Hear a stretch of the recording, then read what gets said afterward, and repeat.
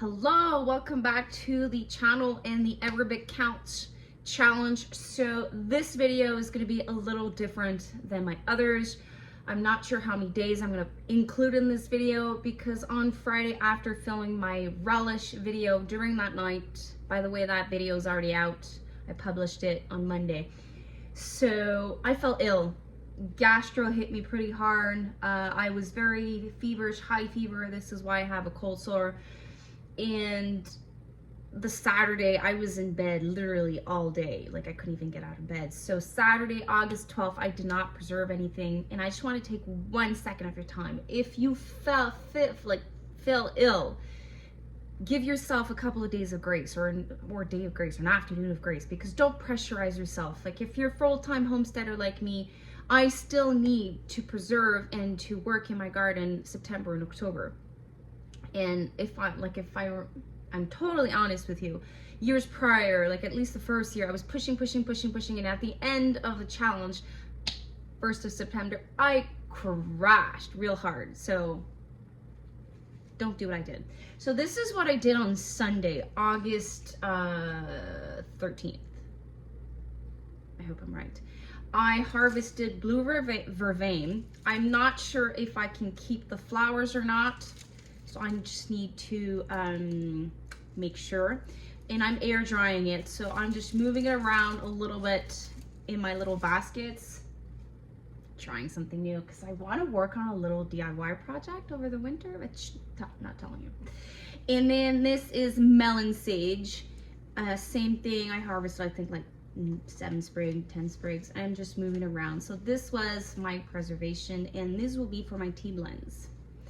I wish there was a thing called smell-o-vision, because melon sage and pineapple sage, they just smell so good. Now, August 14th, I did something, and here it is. So yesterday I harvested these green onions from the garden. I'm super excited because usually I don't get much.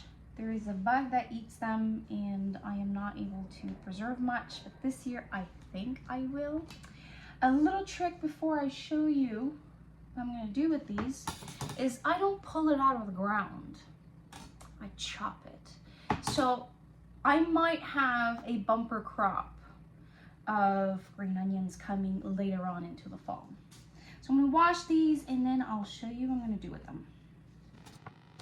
So I chop and I also remove bug damage because I don't spray my stuff, so I do have some bug damage, and then it's wash, rinse, and repeat all through the end, and I spread over my trays.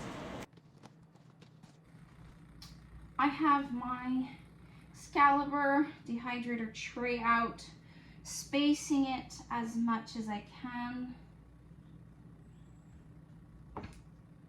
Obviously, green onions is better to be eaten fresh, but let's just say that you run out of onions during the winter and you run out of onions that is dehydrated or frozen or whatever. So this is a way to have onions.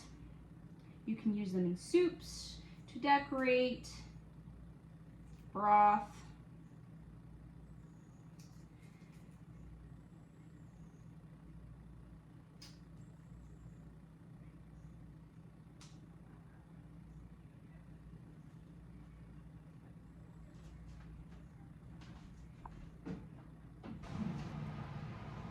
So depending of the size of the onions you've cut, it's gonna take different timing. It could take 4 hours, it can take 8 hours. You can air dry them, you can dehydrate them in a dehydrator, you can dehydrate them in your oven at the lowest setting. You have a couple of choices. From there, once it's dehydrated, you can leave them like this, dried, or powder them to do like this green onion powder, and then you can use it in your recipes. So that is for today. See you tomorrow. Since I'm talking about my dehydrator, I have the Excalibur 9 trays. And once it's full, on a couple of occasions, I forget what I put in it. Some are obvious, like the green onions is gonna be obvious, I know what it'll be. But sometimes I'm gonna put like things that I'm not sure and I forgot. And I was convinced I was not gonna forget, but I did. So at the bottom of my trays, I put numbers. 9, I have 9 trays in my dehydrator. Whew, that was hard. And I have 9 little numbers. So that means when I pull it out, I look at my paper that I have right next to my dehydrator and I know what's on the shelf. Let me know in the comments below if, like me, this has happened to you. I'm curious to hear about it. See you tomorrow. It is day 15th of the challenge. I harvested some mandarin, I don't know if it's lemon balm or mandarin balm. These seeds were given to me by a friend from little homestead by the beach. I had 3 plants and I just decided I was gonna harvest a little bit. So I am encouraging the plant to bush out so my end of the season crop will be even bigger. It's a little bit like basil, it's gonna bush out. So I'm gonna air dry this exactly like I did the other, just washing it first in case there's any critters. And I keep saying this, I have beans. I think I have like 2-3 pounds of beans I have to deal with. Loads of peppers, loads of cucumbers, and I really have to start doing something with my garlic. These are like, I call these my ugly garlics.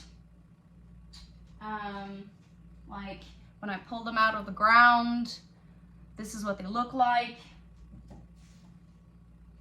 These won't preserve well at all. So some split, some, the paper's so thin. So I'm gonna figure out what I'm gonna do with that, but first I'm gonna wash this and air dry this.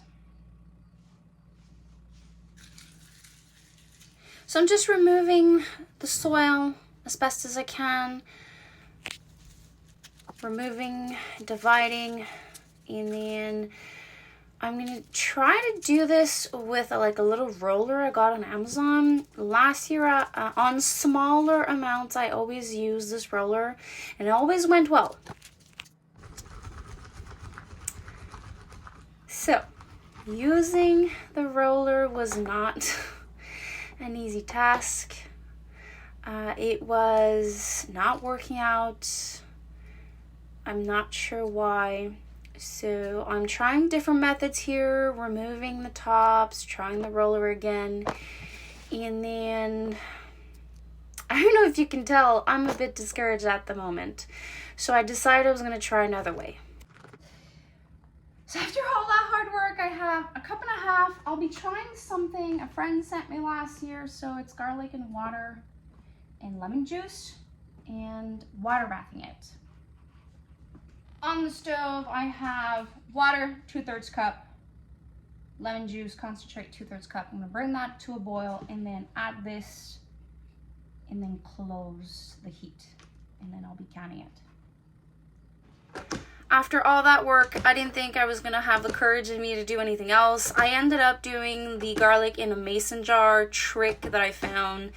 I have a video also on that, sharing the 2 methods that I use for peeling garlic. So this is going to be for a future recipe, which is hot pickled pepper relish. I forgot to do a recap of yesterday. So I have 3 bags of blanched and frozen beans. I have 2 of these. So this is garlic. And I also chopped some green peppers and I froze them. So that's pretty much what I did yesterday. I have a sick kiddo today, so I'm not sure how I'm gonna be able to film everything, but today I'm gonna do a little recipe just in case he needs me. So I'm gonna do a pico de gallo, which is a new recipe for me. And I got it on Healthy Canning website. So let me show you what I'm working with. So I need tomatoes, cilantro, and 2 jalapenos and an onion. But I have jalapenos, so it's no heat. So I'll just tweak it. The process is really simple. Wash, core, half seed your tomatoes. And I'm using a tomato core I found online. I really love it. And you need 1 kilo of those tomatoes. Once that is done, it's chopping time for the rest of the ingredients. I am trying to do them as small as possible, but I think I've done them a little too small because I ended up having 3 jars and the recipe calls for 4. So note to self, if we enjoy this recipe, to chop it bigger. So in here I have my chopped tomatoes, my onion, 2 jalapenos, well, not jalapenos, and I added 1/8 teaspoon of chipotle peppers.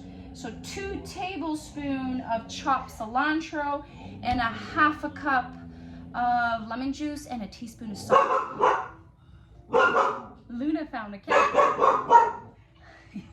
She's not happy. So I'm gonna bring this to a boil and then simmer for 2 minutes, and then I'm gonna be canning it. So the head space for this recipe is 1/2 inch, and for my elevation, water bath time is 15 minutes for pints. Recap of today. So it gave me 2 pints and 1/2 a pint. I know it doesn't seem a lot, but it does add up. See you tomorrow.